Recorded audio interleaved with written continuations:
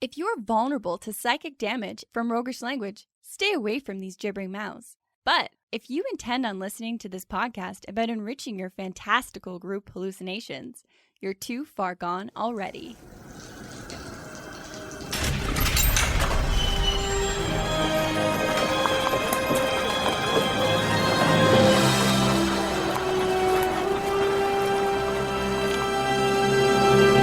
Your next game is going to be viscerally horrifying, and here's why.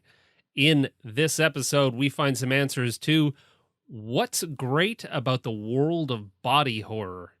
And how can we make a fast and satisfying adventure within that disgusting world? And what monster would be a great villain to horrify players in this adventure? Welcome to the Hook and Chance podcast. I'm Jordan. And I'm his brother, Travis. So yes, this one's about body horror. And if that yucks your beans, stop listening. It's fine. Upsetting. It's upsetting. It's gross and it's not okay. It gets you on a deep level, a much deeper level than, a slasher film might get you. If you want to continue listening, dip your toes in very gingerly. And if you don't, that's great. I've got a podcast recommendation that you can listen to instead of this episode. It's called Wonderful. It's where a couple talks about wonderful things that they like, and it'll make you feel happy instead of grossed out. This is straightforward. I wonder what they're doing for a Halloween episode. It's not going to be as nasty as this one is. Okay, so if that's not your jam, turn off the podcast. Okay, you're still here. Excellent. All right, so let's get into some horror. Let's get into some gross shit.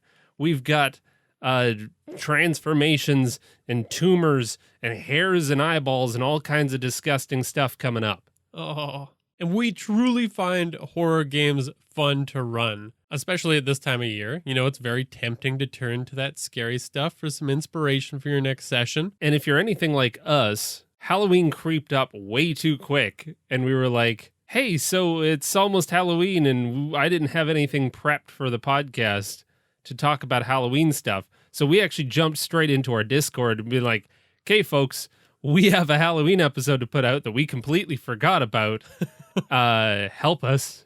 And we ended up brainstorming some pretty cool stuff.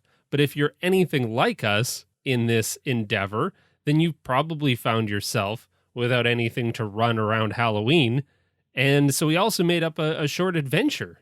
Yeah, you're going to get how to create your own Halloween adventure. You're going to get our adventure, and you're going to get a cool monster that we built with the community from our Discord. So going back to the challenges of running horror, especially body horror. Like, horror in general is tough. And if you want kind of more extrapolation on this, we did a whole 3-part series called The Bones of Horror, so you can go back and look at some of those episodes.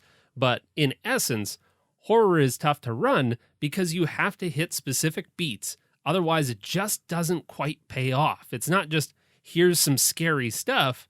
You really got to set all the dominoes up just so you can knock them down all at once. You have to build tension in the right order for it to really have that effect you want it to at the table. And then if you get specifically into body horror, I find it really easy to go too far and seriously gross people out. Like, you can ruin someone's night with the wrong description.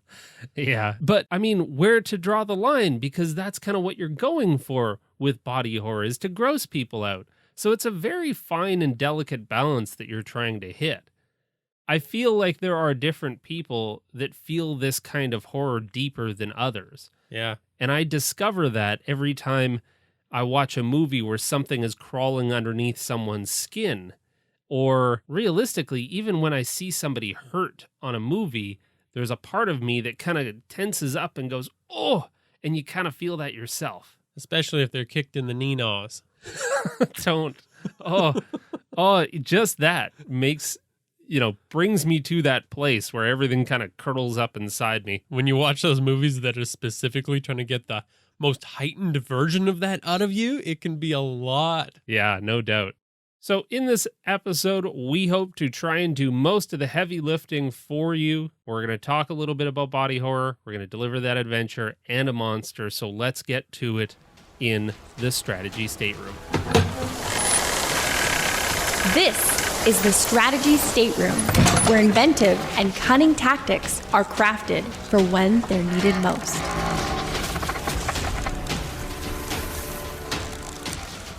So before we get to the actual adventure that we're going to talk about, we want to go over how to run a respectful game first, because that's super important always, but especially when you're running horror that can disturb some people greatly and deeply. This can really apply to a lot of different types of games. I mean, particularly, you're generally doing this in the session 0. You're establishing what kind of themes you want to cover within a story. But often, you don't necessarily recognize what you might be running, especially when you're slotting in a horror game into your regular story. And now all of a sudden, players didn't sign up for this. Oh my God, we're talking about larvae hatching from inside my guts. With my faces on them. It's too much. I can't take it. And then we're going to go over what separates body horror from other horror, because I think it's pretty fascinating. Using the right themes, you can tell a really interesting story. And then we're going to wrap it all up with crafting that adventure. So let's get into some of your tips for running that respectful game. I think you definitely towed the line on being the more sensitive and respectful DM. Often I just skip past this kind of stuff, and I usually pay for it. With disgruntled players? Just with that post-game, I could have handled that better. Oh, yeah. Yeah, that's a shitty feeling. I saw one person in the group really reeling from my last description. Well, okay. So body horror is kind of special because it's that physiological nature to it. It really disturbs you on a deep level. So since it's such a sensitive thing to disturb people to their core, there's some great tools that, yes, I'm a little more sensitive in the way I run my games, but there's people that have made really useful tools for purposes just like this. Yeah. And we'll post a link in our show notes to a great document that covers a lot of systems created for this, but a couple from that work really well for body horror, I'll just go over real quick. Sure. The first one's called Lines and Veils, and these are discussed at the start of a game. As the DM, you can kind of ask each player for their input for if there's any lines, which is content that you don't want to come up in the game at all, or veils, which you're okay with being in the game. But if larvae coming out of my stomach is part of the story, can we just kind of say that happens and not have you describe it in nasty detail? And then veils are content that you're okay with being in the game, but maybe they just happen off camera. Okay, so going back to our larvae example, that's kind of the difference between, say, a larvae hatching from one of the players and it physically happening to you in the game versus having read a document or some, strange tome about this happening to other people outside of your game that you're currently playing in. It's like evidence of that having happened. That can definitely be one way to use it. Another way I think about it is like, okay, so we're going to talk about larvae exploding out of somebody. This NPC had larvae come out of them over there. Versus you are having a violent reaction to larvae individually coming out of you all juicy and like just avoiding the description there because it's making somebody uncomfortable. Gotcha. And that makes it a lot easier to navigate where you're going to go as the DM. Makes me more comfortable. Yeah. And the second tool I think is really powerful are X, N, and O cards, which the basic premise is you've got a few cards on the table in front of every player, and you can either just have players tap them or hold them up when appropriate. Okay. And what these cards do, the X means I'm uncomfortable. Let's skip this content that we're getting into right now. N means I'm getting pretty close to that X. Let's pull back a bit. Let's start moving in a different direction. And then O means I'm enjoying this content. And what I think is really interesting about this system is that immersion doesn't have to be broken when you're tapping or using these cards. If you're the DM and you're describing some nasty shit, and I'm a player, and I'm responding in character, being horrified, I can just quickly tap that O card saying like, yep, this is cool. I'm into it, even though I'm playing a really disturbed person right now. That's a really good point. It's difficult to discern whether or not you're having a good time or you're playing having a good time, and you're really not. Yeah, and as a DM, you don't want to be sitting there guessing at how truly disturbed people are. Well, you're right. And as a DM, you're trying to read all of these cues, and a good DM is trying to facilitate a good time for everybody. Like, that's what they're there doing. And it's really difficult to read everyone's faces in the room and then read the subtle undertones of everyone's faces in the room, and then the monster stat block, and then making sure that you have the order right. Like, there's a million things going on.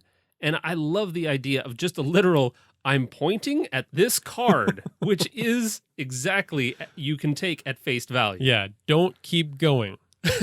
Do keep going. Yeah, I love it. And there's a lot more tools in that document if you want to check out things of that nature. Cool. So next, we need to get into body horror and how it differs from just run-of-the-mill regular horror. Yes. So, body horror is different because it's about our relationships with our bodies. I really like this description from Ronald Allen Lopez Cruz, which is the manipulation and warping of the normal state of bodily form and function.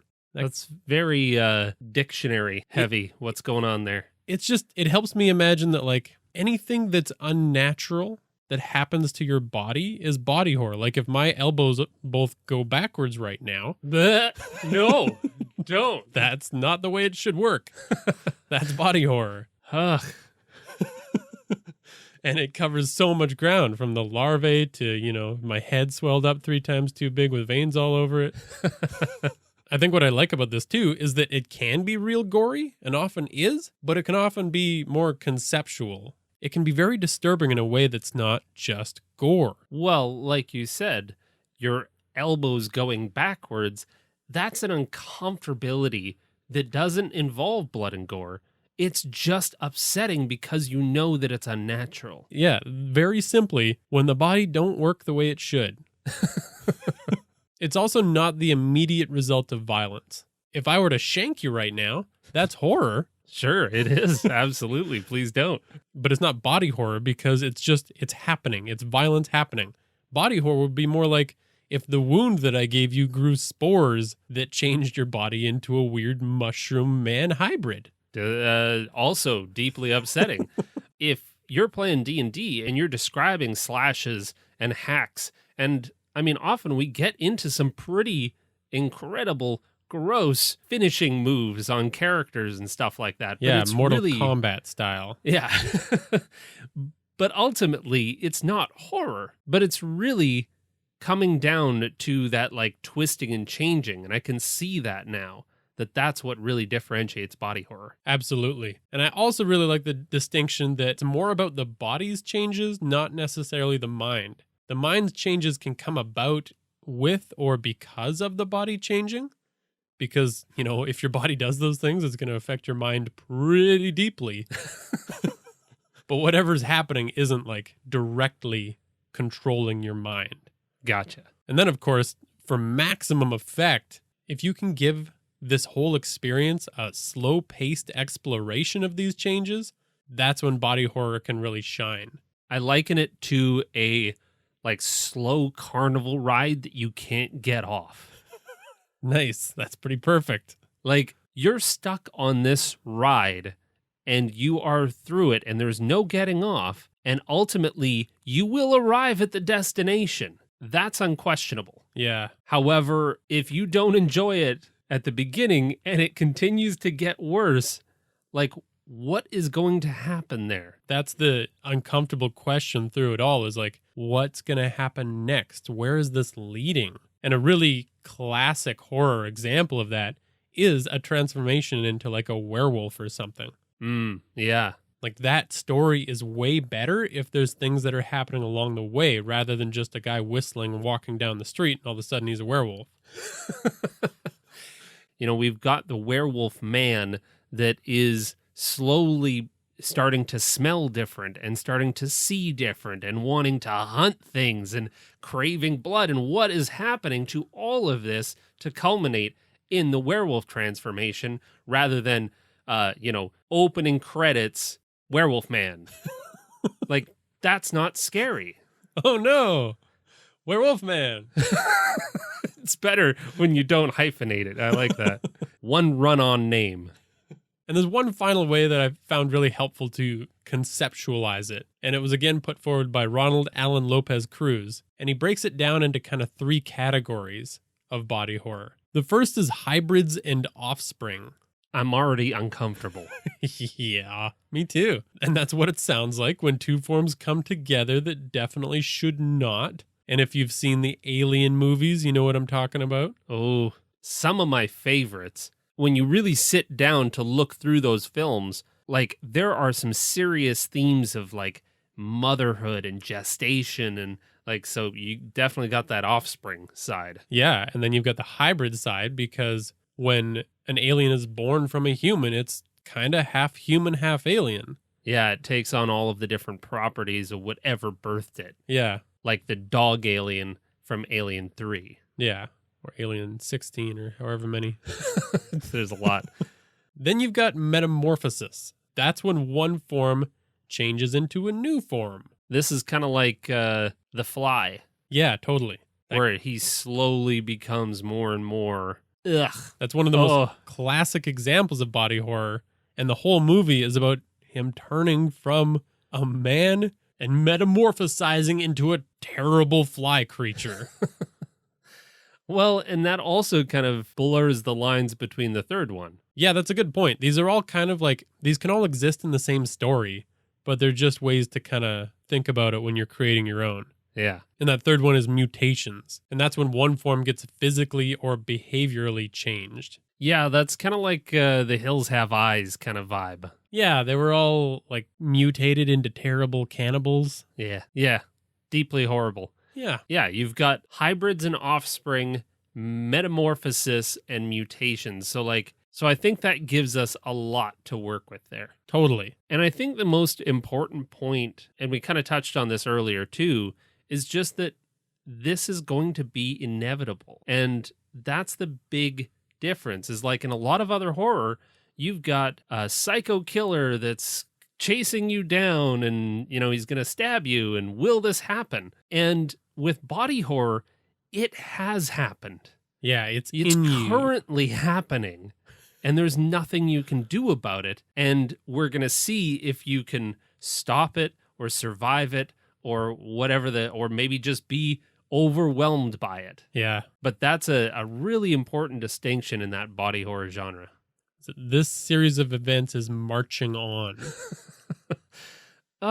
I feel gross just talking about all of this. We've barely, yeah, me too. We haven't even talked about anything that gross, but I feel gross. Well, it's going to get worse because, like we mentioned, we turned to our Discord community for help with this one because we said we don't have a Halloween horror episode. We better get to work. And we came up with something pretty damn good.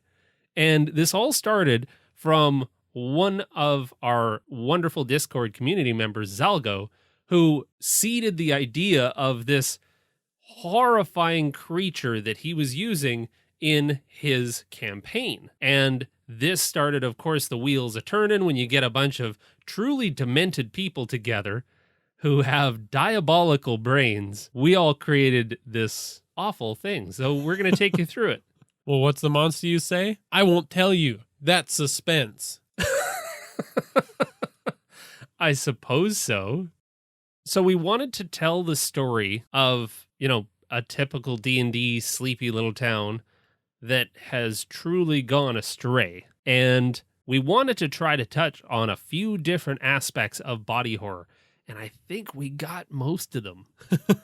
It's pretty gross. So it all starts with the setup. And we did this by following the steps that we laid out in a supplement that you can find on our website called the Horror Role-Playing Writing Guide. And it follows a couple of very specific steps. So, Jordan, why don't you take us through each one of those steps? So first you have to establish normalcy and give the party a sense of comfort wherever the adventure is starting. And we go through each one of these steps in using psychological, unnatural, and kind of gross out themes through each one of these phases. So we want to make sure that we establish a comfort psychologically, a comfort naturally, and a comfort with that gross out area. So everybody's fine. Look, all limbs are where they should be. Check out these digits. Then we want to go to establishing the threat and building a sense of unease. So things just aren't quite right. Then we get into signposts or dread, establishing that dread. And this is usually those times when, the teenagers should have turned around and should have left the house. There were clear signs that something is wrong and it's starting to get creepy. With dread and that previous step, unease, you can keep creating tension by swapping between those. Things get a little bit worse and then they back off a bit. Oh, it's getting bad, and it backs off. And that really ramps up that tension for impending doom / terror. And that's where things are on the edge of disaster. Whatever great grand terror you've got at the end of your adventure, this is almost the literal step before it. They haven't seen the monster, but everything is pointing towards this thing's existence. They know it for sure now. There's a pile of gooey bodies or something like that. That's real rough. And finally, attack. Which is where you do that big reveal. They come face to face with the monster. And the reason you have to do everything that happens before this is because as soon as you reveal the monster, all of the tension is gone and they're just ready for that classic D&D fight at this point. So the buildup is absolutely critical. If you don't do it, this is the same as just dropping a Tarrasque in front of the party. Yeah. So, with that being said, let's go back to our adventure and the basic setup for it. All right, let me just open this door and walk back there. Click, click, click, click. Tick, tick. Do your feet go click, click, click, click? My mutated feet do. Ew. All right, so the setup. Basically, we have a town that is beset by thieves and raiders and requests the help of a cleric and their apprentice. The cleric disappears for some time to seek a means to rid the town of their problem, and later the apprentice returns, noting the lack of raiders to the townspeople. They have been saved. The cleric kept their promise. We did it! And while the cleric is never really seen again, the effects live on, and everyone is very prosperous and happy. Well, that's a pretty radical ending. Well, underneath all of this, the minds on our Discord community came up with the idea of a monster that is a wall of flesh. How does this work into a idyllic town, you might ask? In a monstrous kind of way. Well, the cleric found a small, gooey bit of flesh in a jar, and this thing is sentient, and it creates teratomas from touching it. Now, if you're wondering what a teratoma is, You shouldn't be. believe me when I tell you, please do not. Don't. Stop before you think about maybe going against our advice. Just don't. Don't Google it. Especially do not Google image search. Anyways, moving on. A teratoma is actually a real thing. It's basically a tumor where the cells aren't quite sure how they should probably arrange themselves. And they start to influence each other and create small tumors of flesh or hair or, just things that shouldn't be there naturally. Yeah. And very often they're actually benign and people get them removed with very small, non-invasive surgery. But if you've got a monster that gives these things out, then it's a little different. Yeah, then we're growing eyes and mouths where they shouldn't be.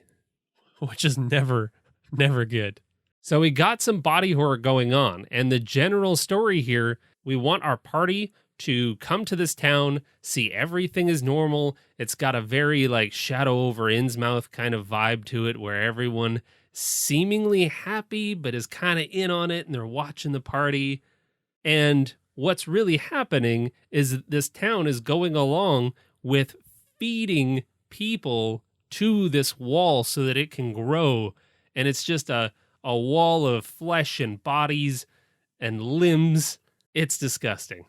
So in that setup stage where the cleric went off and found a way to get rid of the thieves and raiders, what they really did was found this little ball of flesh, let it affect them. They went a little off the deep end, and ate it. Oh, no.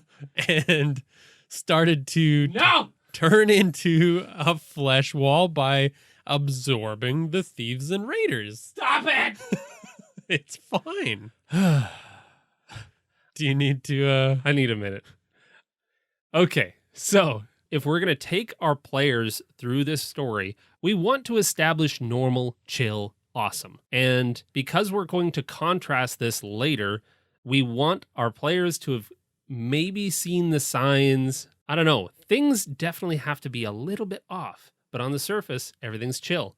So we've got our players coming into the town, and now they're getting handshakes. Oh, welcome, welcome. Thank you very much for coming.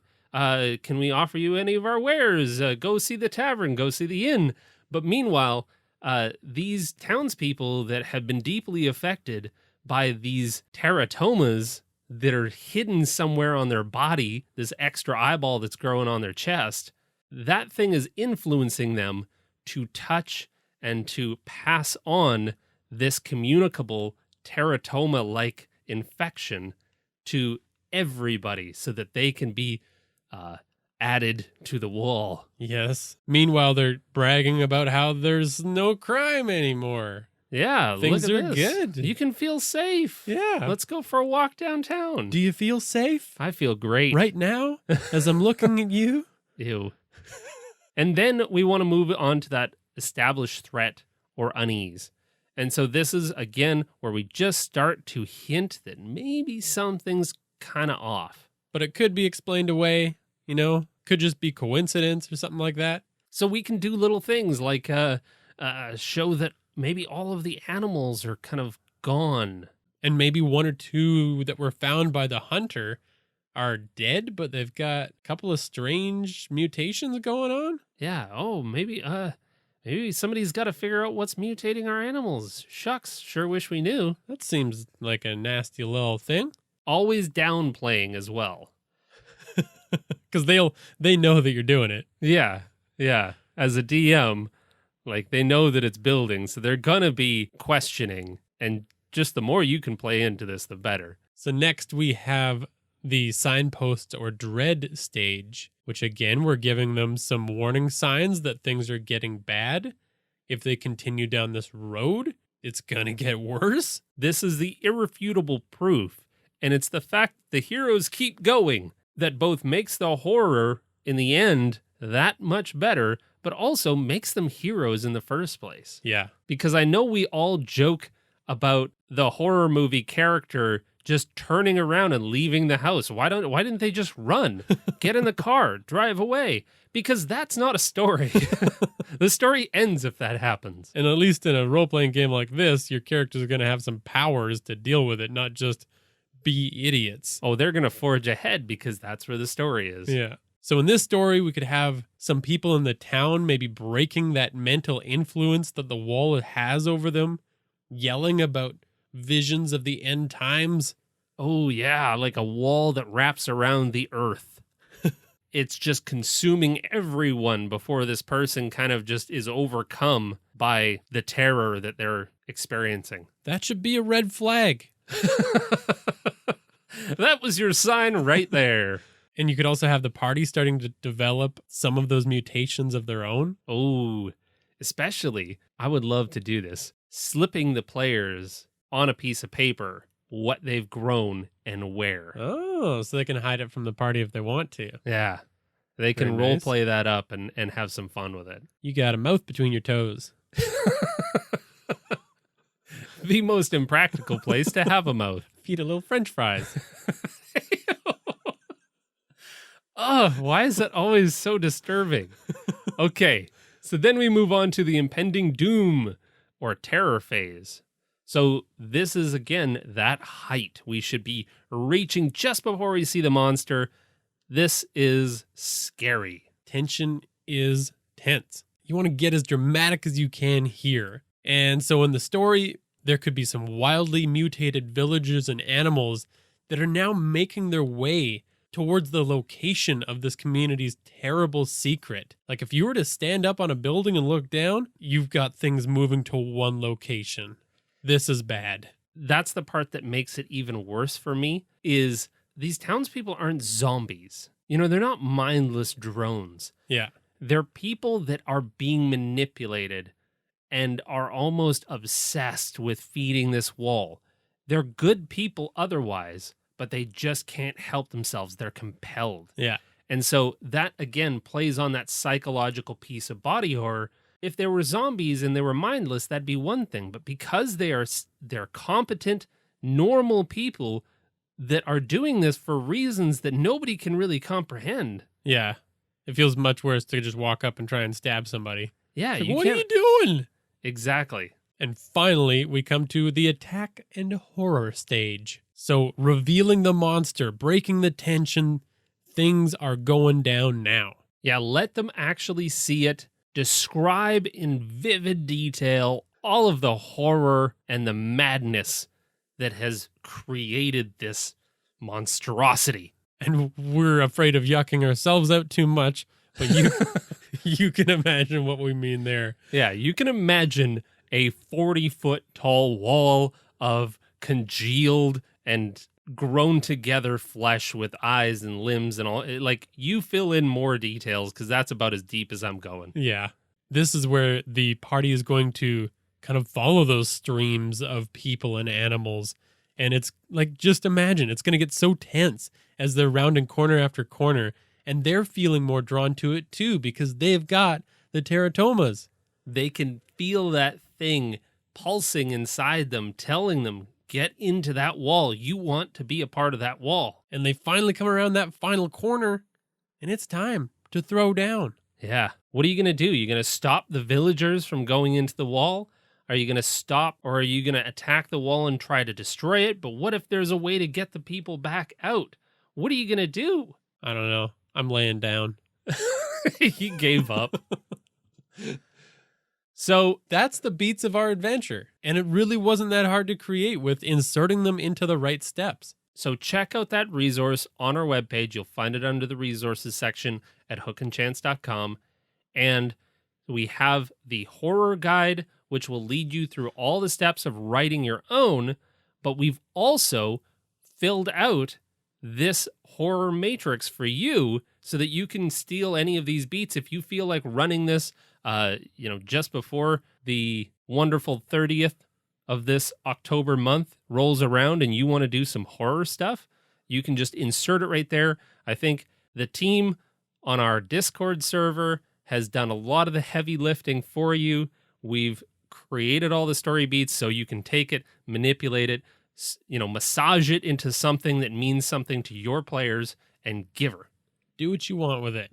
We've created a monster. Let's finish this episode by going to Lamashtu's breeding pit and getting into what that wall of flesh can actually do. Ugh, gross.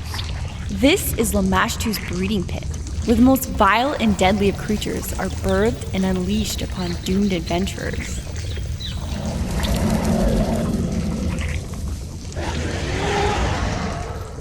Alrighty, so the flesh wall is a large aberration. This one was a really interesting monster to build because trying to pin down this bastard's challenge rating was quite an endeavor. There's not a lot of walls in the monster manual. We really kind of hit this interesting balance of it not being particularly hardy, but having a lot of hit points. It doesn't hit particularly hard, but it has a couple of abilities that are near deadly under the right circumstances. They just keep pulling you in. Yeah. This thing I don't think is going to be your traditional monster. And what I noticed when we were building it was that it's almost like a puzzle. Like it's a puzzle combat, because how do you hit this thing and stay far enough away that it doesn't drag you in and doesn't kill you? So let's get into some of the finer points. Well, to cover some of the basics before we get into the abilities, we thought it would be interesting if it was vulnerable to not much, but radiant damage, because it is that aberration. It's kind of contrary to those forces of goodness. Yeah, and this is because this thing is so horrendous. This is where your goodly folks that can cast radiant damage are really going to shine. Yeah, they pack a little more of a wallop than other characters are going to against this terrible foe. But since not every party has somebody that's going to be casting radiant damage all over the place, then we have some immunities from those that can cast some pretty powerful magics. So, it's a wall. It's not going to be vulnerable to being charmed or exhausted or frightened or grappled or a lot of things don't affect this thing because it's a physical wall. Yeah. Can't be restrained, can't be knocked prone. So let's get into some of its abilities. First, we've got the stench.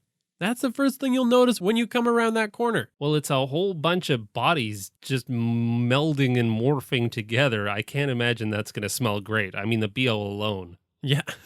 Gross. But the least gross. You're right.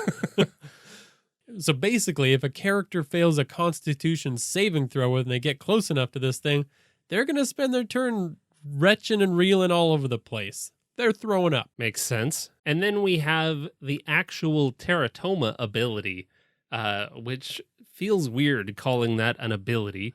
But basically, any creature that touches the flesh wall or has in the past touched anybody who has touched the flesh wall with the Teratoma condition, they must make a Constitution saving throw. And if they don't make that saving throw, they grow one of those teratomas. But that teratoma actually has a function within this combat. Those that are affected by this teratoma and start their turn within 120 feet of the flesh wall have to make a wisdom saving throw. And if they fail it, they move half their speed towards the flesh wall and they can't move away from it on their turn. And so what this is going to do is this is that function of the flesh wall speaking in the back of their mind, saying, you must come be one with me. Come closer. And functionally, they won't be able to start moving away from the wall, and they're going to be slowly reeled in by it. And on a success, you might be thinking, I'll just run as far away as I can. Well, sure, but on a success, you still move half your speed closer to this thing. If you've got that teratoma, it's drawing you in at half your speed every turn, no matter what you do. So this is really becoming more of a speed game. Can we kill this wall before we all get roped into it? And it calls back to that body horror kind of theme of like, it's happening. What can you do while it's happening? Yeah. Rather than will it happen or not? The party members can be helping each other out. Maybe the barbarian can be like trying to lasso the wizard that's getting closer and pulling him back. Not yet. So then we come to the actions. With those actions, we've got things like a bite attack because it's covered in mouths. Yeah. So obviously, it's nasty. You can have some fun describing that one, but it is, nothing too fancy with that bite. Then, of course, it's going to claw at people with all of the arms and appendages that are sticking off this thing. Which are going to be unnaturally long, which adds to the body horror. Gross. Maybe an extra elbow or two in there, so it's got a reach of 10 feet. Ew! And with those disgusting arms, it is going to be great at grappling people. And so it can grab and grapple and pull it closer to the wall. And it can do that up to 3 characters at a time. So we got some serious problems if we're in this party. Because it only gets worse from there. It can then absorb. So the flesh wall is going to absorb a creature that is already grappled by it, which, gives it all of the qualities that a swallowed creature usually has, like it's blinded and restrained. And of course, it's going to take some acid damage at the start of each of its turns that it's in that flesh wall. And to make matters worse, in true form, since this wall is trying to grow, take in all the villagers and things around it as well, is that it's actually healing the wall. So any damage done to the character well inside is actually healing by the same amount. That is rough. Don't get in that flesh wall. But of course, one of the main challenges of doing this, and this was very astutely pointed out when we were creating this, was that the giant toad has a swallow ability. And it has that without any ability to get out because it has really low HP. Like your party's going to take it down pretty fast. Somebody gets swallowed. It's now just up to the party to do as much damage as possible to get you out.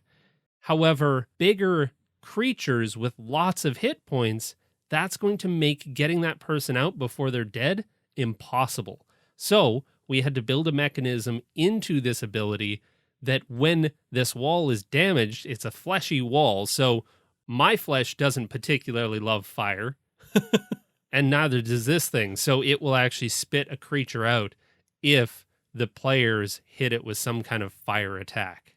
And that's kind of an homage, I think, to some of those classic body horror movies. Like, they always attack it with fire and it squeals in a disgusting agony. You gotta feel like Ripley at the end of Aliens, where she's just got the flamethrower and she's torching that queen's nest. Yeah. And so that's all pretty rough. And just to top it off, to give it one more thing to spew at you, it's got bile and blood. Which is a viscous bloody ichor that it can spew in a 15-foot line, that if you're the target of it, you got to make a dexterity saving throw or take some damage. And if you don't have a teratoma yet, you do now. Dang, I thought I was getting away on this one. So, you're sitting there just out of reach of its arms, you're doing your thing, and then it fires that at you. It's absolutely disgusting. So this creature is available on our website under those resources again. It's called the Flesh Wall. I mean, it's pretty straightforward. Yeah. And in that document, you will find, a full monster manual style page and description of this creature, including the entire stat block so that you can run it against your party. And then, of course, we've got those sample story beats so that you don't have to put that all together. Hopefully that'll speed up your prep for the Halloween game that's coming up sometime next week, I would assume. Yeah, you're going to rock it. Well, we're excited for you. Let us know if you do run this creature, how it fares. Did your party kill it in a couple of hits, or were they thoroughly grossed out? And please tell us about your Halloween adventures, whatever form that might take, because they don't all have to be flesh walls, I'll admit it. And you can convey all of that stuff by following us at Hook and Chance on Twitter, Facebook, Instagram, and Reddit. And if you want to be a part of the community that makes this nasty stuff and other less nasty stuff, you can join us on our Discord. Thanks to Zalgo, thanks to Scotty Doesn't Know, thanks to Leprechaun and Will HP for all of your help in creation of this creature. It's absolutely disgusting, and we love you guys as much as we love this monster. Thanks to Tabletop Audio for the sound effects that you heard in this episode. Thanks for listening, and don't fear the wall. It calls to us all.